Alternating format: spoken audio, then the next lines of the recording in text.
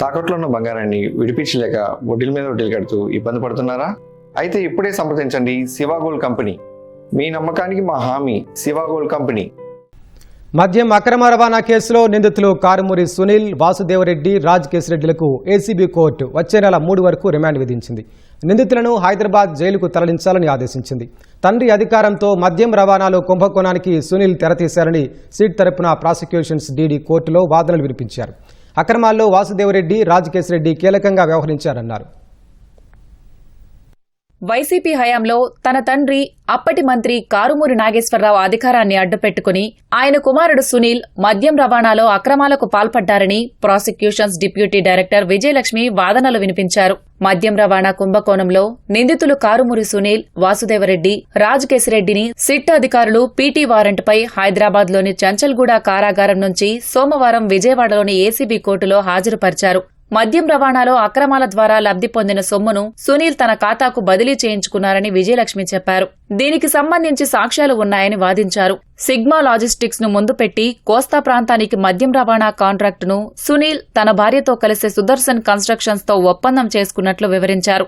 ఆ వ్యవహారాలను వీరే పర్యవేక్షించారన్నారు. సుదర్శన్ కన్స్ట్రక్షన్స్ నుంచి 15 కోట్ల రూపాయలు కారుమూరి నాగేశ్వరరావు, సునీల్, ఆయన భార్య కీర్తి ఖాతాల్లోకి జమ అయ్యాయన్నారు. ఈ కేసులో నిందితుడికి ఐపీసీ సెక్షన్ 409 వర్తిస్తుందని ప్రాసిక్యూషన్స్ డిప్యూటీ డైరెక్టర్ విజయలక్ష్మి వాదించారు.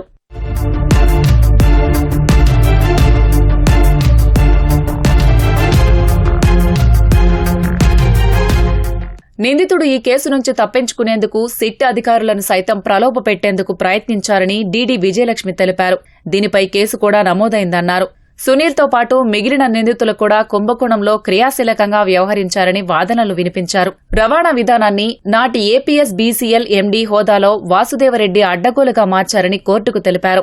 రాజ్ కేశిరెడ్డి కూడా వాసుదేవరెడ్డితో కుమ్మక్కయ్యారని వివరించారు. వీరి పాత్రకు సంబంధించిన సాక్షుల వాంగ్మూలాలు కోర్టుకు సమర్పించినట్లు చెప్పారు. నిందితులను లోతుగా విచారించేందుకు జ్యుడీషియల్ రిమాండ్కు ఇవ్వాలని విజయలక్ష్మి వాదనలు వినిపించారు.